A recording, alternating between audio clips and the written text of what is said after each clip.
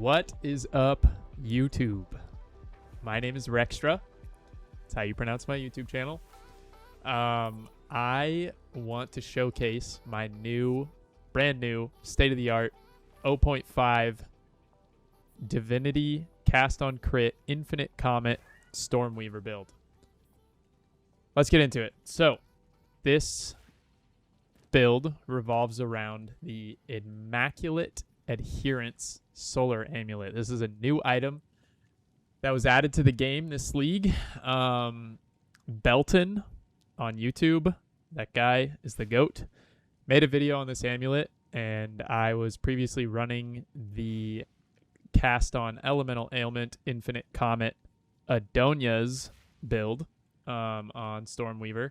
Very amazing. Love that build, but let's not get into that. Right now, we're going to talk about this amulet. So, to start off, what is so special about this amulet? Well, 100% of damage is taken from Mana Before Life. Now, on the Adonia's build that I just mentioned, your item that was giving you that was the Havoc Riment, which only gave you 50% of damage taken from Mana Before Life. So, effectively, you are doubling the effectiveness of damage taken from Mana Before Life on a single item of gear. Next up, cannot have energy shield. That sounds awful. Well, converts 100% of maximum energy shield to maximum divinity. What is divinity? Okay, let's look.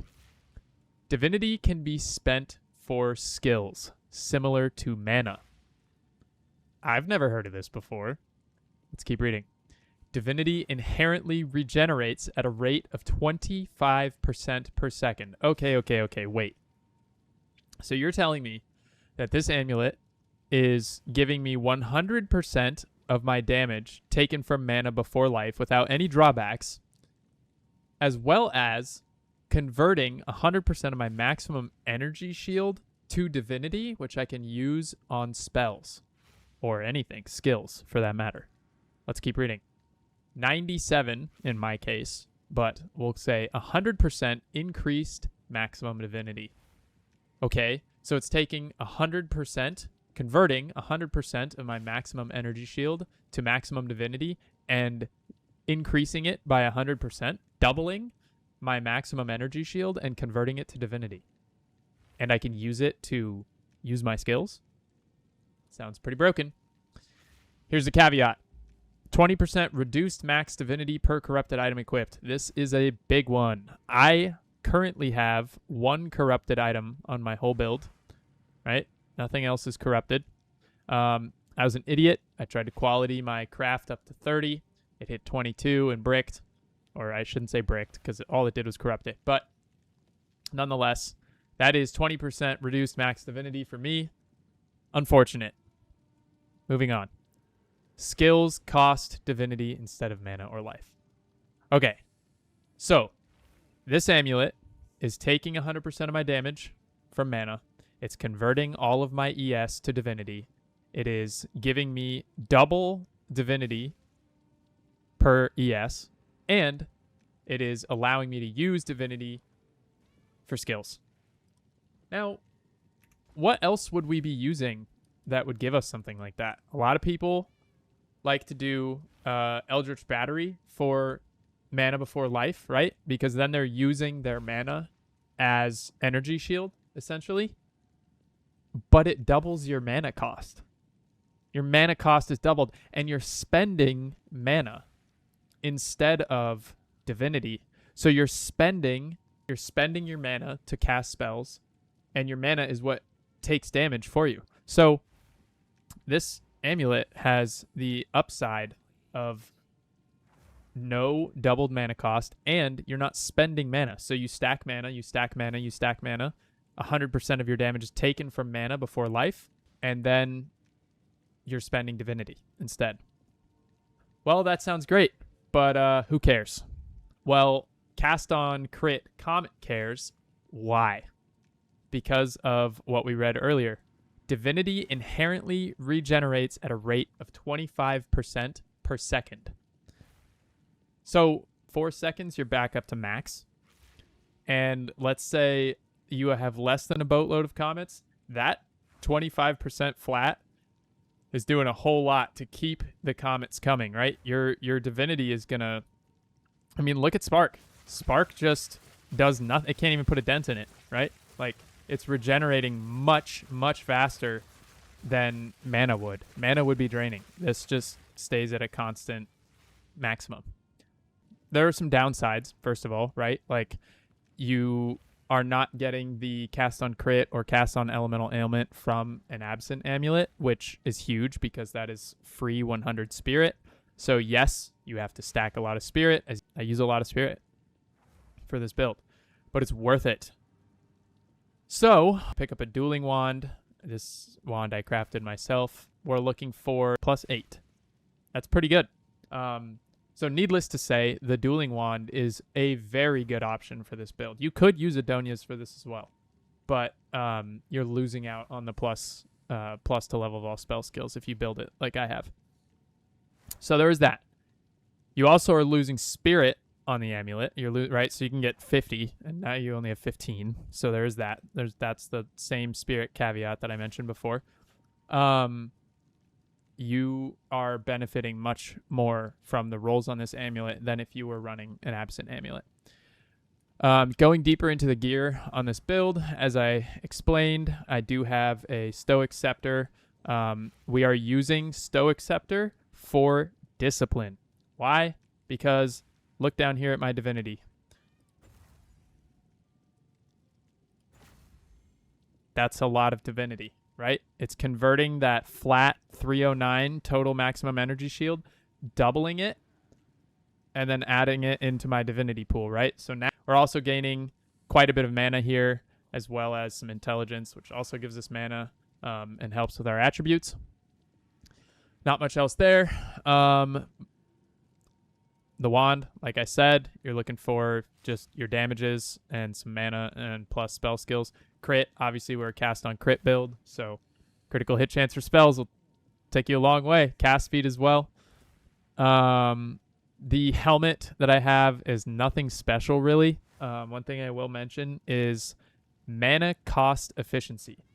So what is great about the Immaculate Adherence Solar Amulet is that mana cost efficiency actually scales with your divinity. It is essentially converted to divinity cost efficiency, which is crazy because if you can get it, like I have it on my ring, 26% with mana modifiers is 41%. Reflected with the Calandra's Touch is 82%, as well as 22% here. You're looking at over 100% mana cost efficiency on technically 2 items, but we'll count Calandra's as the third, right? So that also helps with our divinity spend, okay? Same with cost efficiency. And then I just went for crit, T1 crit, because we're a crit build. I have my Chaos Res on my helmet and some mana because mana is very useful on this build, stacking mana. Chest piece, we're just looking for that ES. We want the flat number up top here to be as high as possible so that divinity can convert it and double it and give it to us in our divinity pool. And then I went for resistances. The reason I went for resistances on so many things is because I don't really want to run bismuth on my belt. I'd rather gold or silver. Diamond and Quicksilver are kind of mandatory on this build. I'll explain why in a little bit. The gloves. All of the gear that you have on this build, I make notes in my Mobilytics build, and I'm going to link it down below and all that. But all of the gear should be as high ES as you can get, non-corrupted.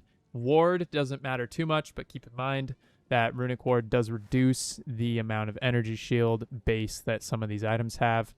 But if it's cheaper, I'm not judging you because things are expensive out here.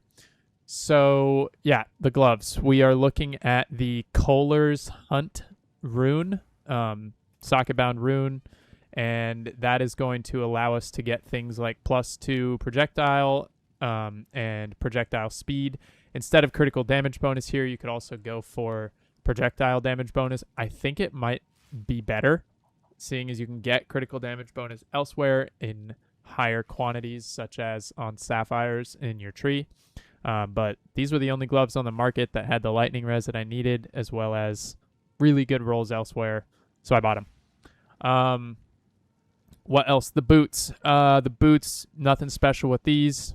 Get as much ES as you can. Mana tier 1 if you can. Movement speed tier 1 is definitely preferred. But the most important thing is the 15 spirit, because like I said, we are spending the crap out of spirit. And then, of course, my reses.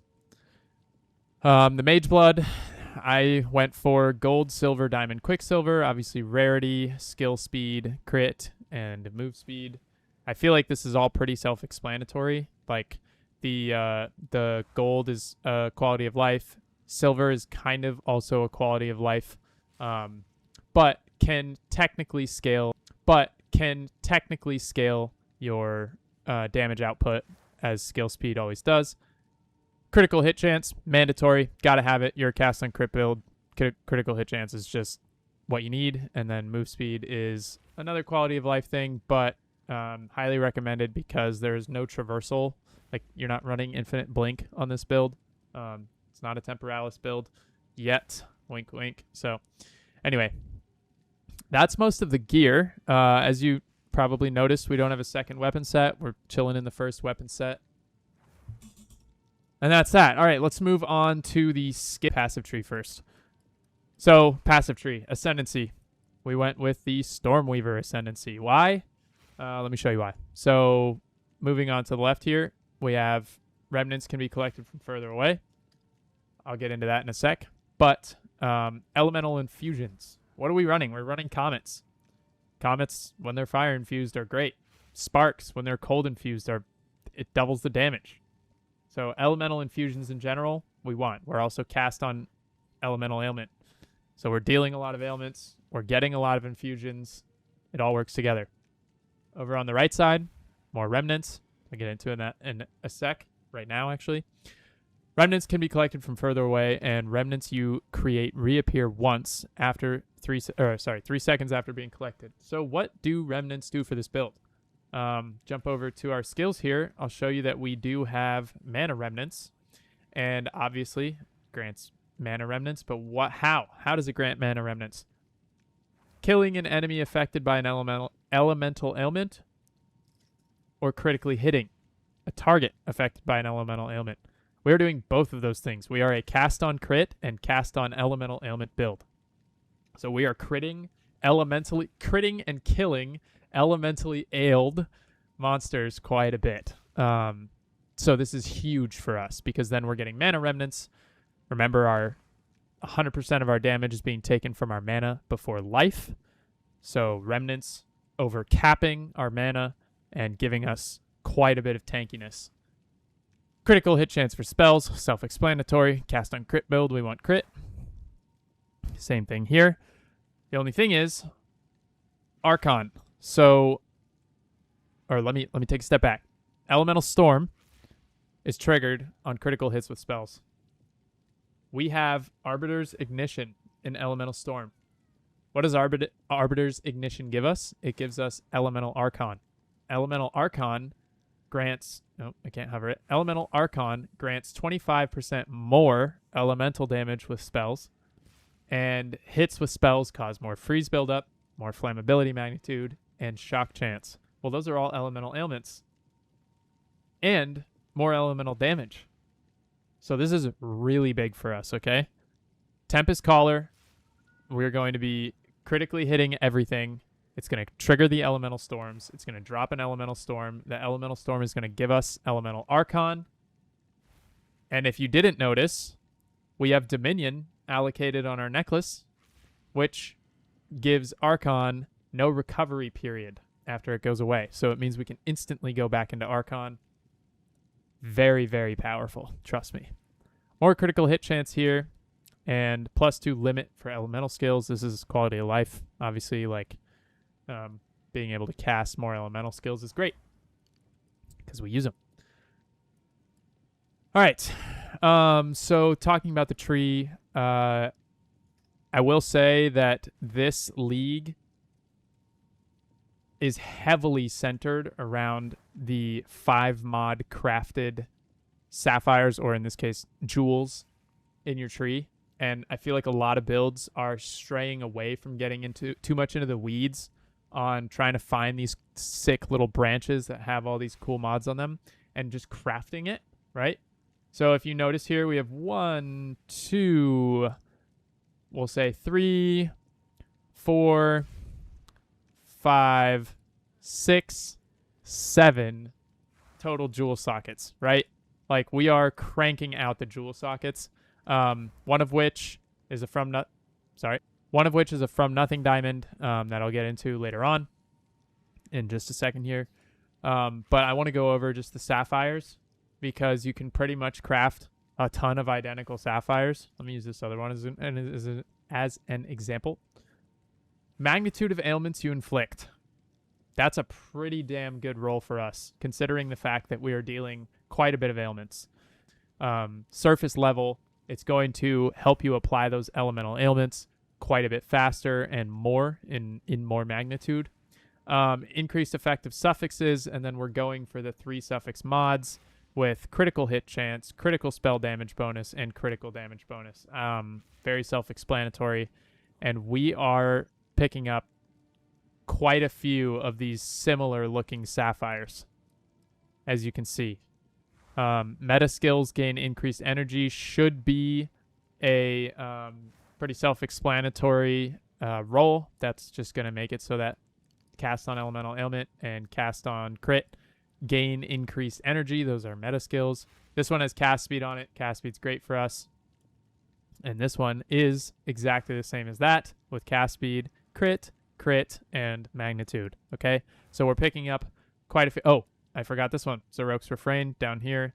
Cast speed, crit, magnitude.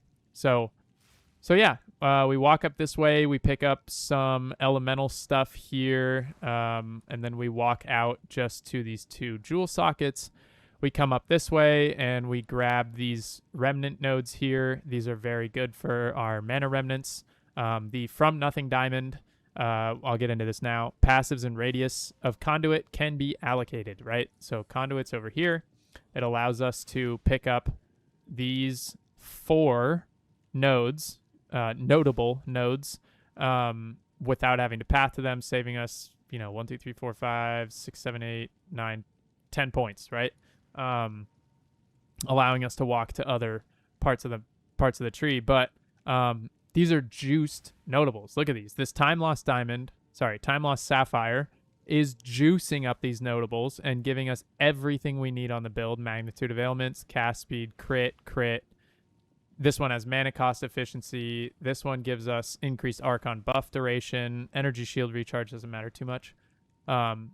More Archon buffs and everything else that we need, as well as a remnant notable. So really, really big. This is a very integral part of the build.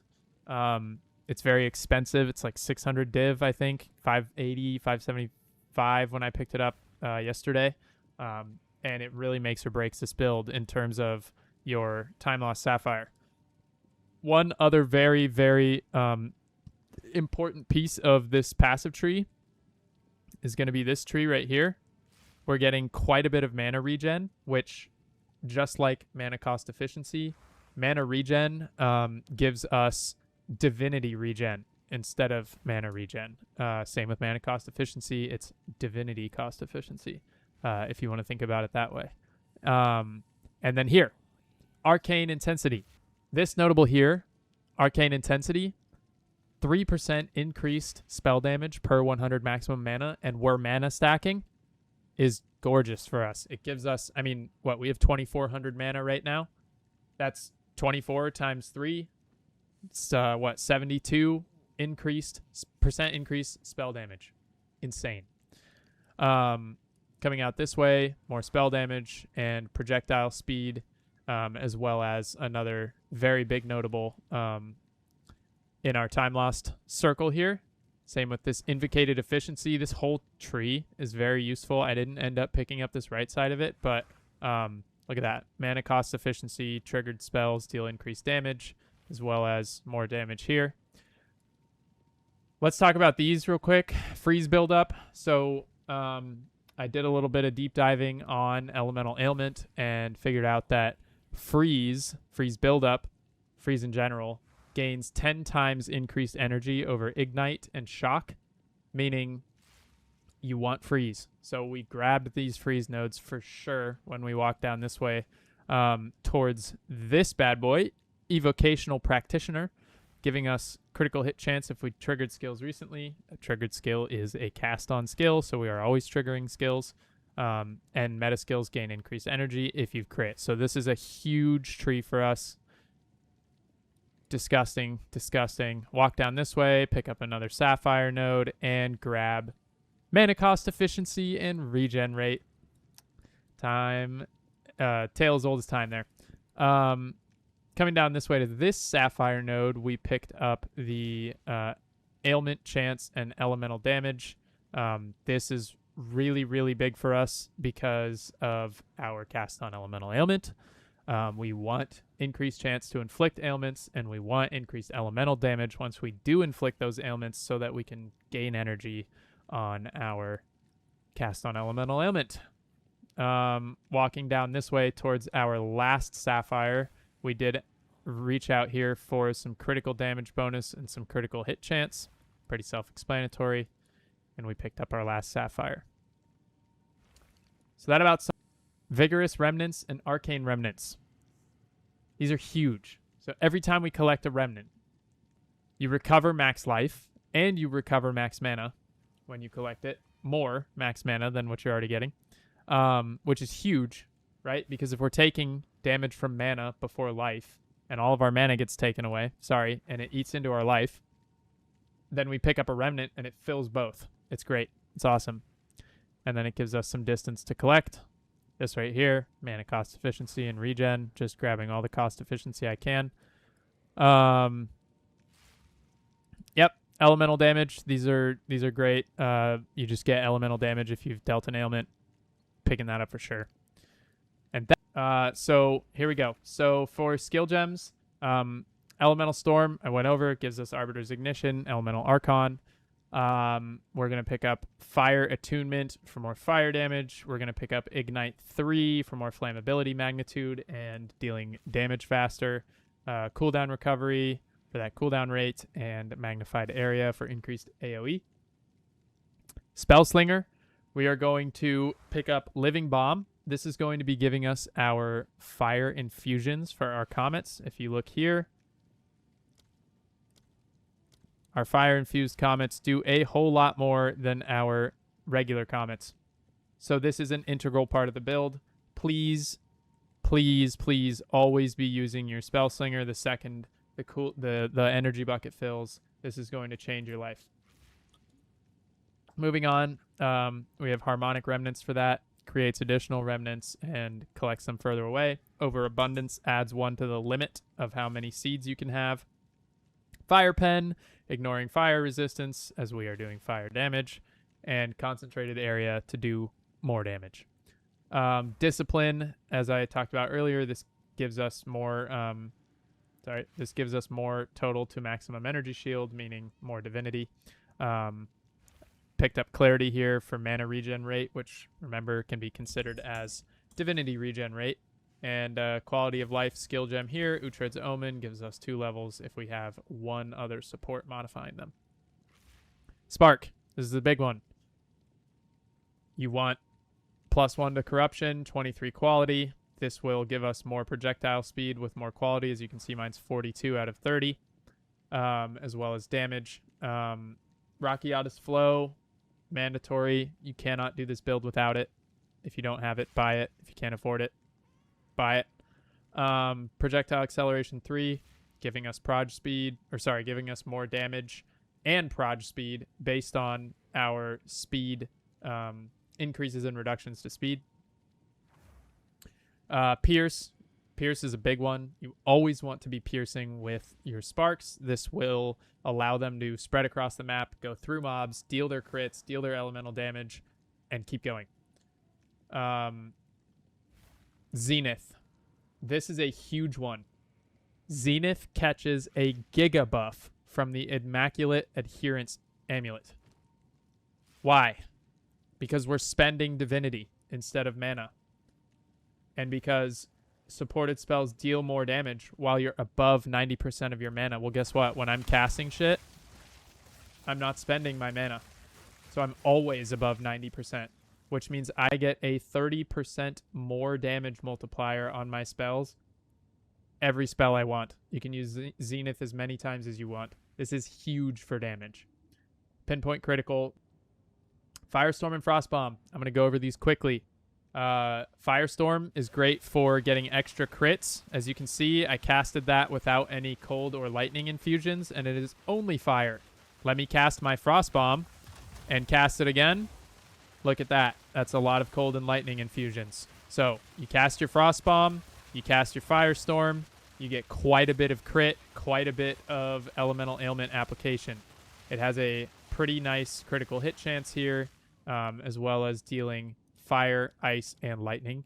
The other thing I will say for Frostbomb, when I cast Frostbomb, as you can see, it leaves these cold infusions around. This cold infuses our sparks, which, guess what? Cold infused sparks do over double or triple the amount of damage. So you definitely want cold infused sparks all the time. Cast Frostbomb, cast Firestorm. It's just going to make this build insane. For those, we're going to pick up Pinpoint Critical, Zenith 2 for the damage, Unleash for the seal stuff.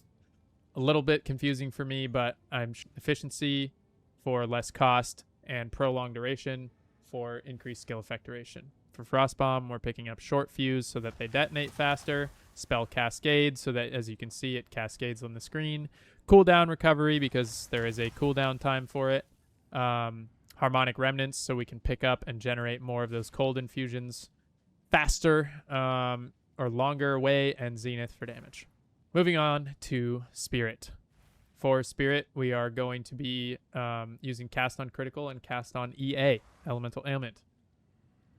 One note for Cast on Critical and Cast on EA is quality is a very big multiplier for, in this case, Reservation Efficiency on Cast on Crit, and in this case, increased energy gained for Cast on EA.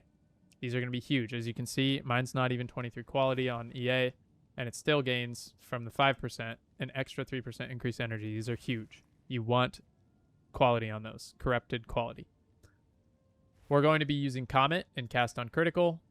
This is another one. Get quality, get plus levels from corruption. It does more damage. It has more chance to echo. Boundless Energy for increased energy gained. Zenith for that more damage and mana cost. Efficiency for less mana cost. And Spell Cascade so that the comets cascade on the screen. Elemental Ailment, we're picking up Arc. We're picking up Snap. We're picking up Efficiency. We're picking up Magnified Area and Scion's Temper. Scion's Temper is going to send Arc and Snap out in a circle around us with 8 additional projectiles. As well as, let me go into Snap a little bit here. Consume the elemental energy from a frozen, shocked, or ignited enemy. We're freezing, shocking, and igniting everything. Creates an elemental blast that leaves behind infusion remnants. What are infusion remnants? Picking up the remnant grants you the infusion for 20 seconds until it is consumed by another skill. So it just gives us more remnants that we can pick up. It's great. It's great for elemental damage and ailment.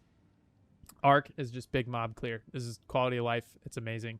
Also, quality on this, if you corrupt, will give you more chain times, which is crazy. Moving on to Mana Remnants. We have, this is make or break on this build. This Mana Remnants will keep you alive in the most dire of situations you will see in the playthrough. Remnant Potency for increased effective remnants. Harmonic Remnants, chance to create an additional one as well as collected from further away.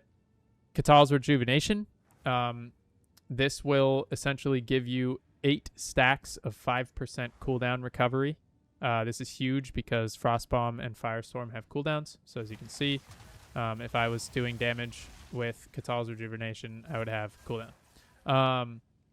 Warm-Blooded, Quality of Life. You don't need this if you don't have the Spirit. Don't take it. Archmage.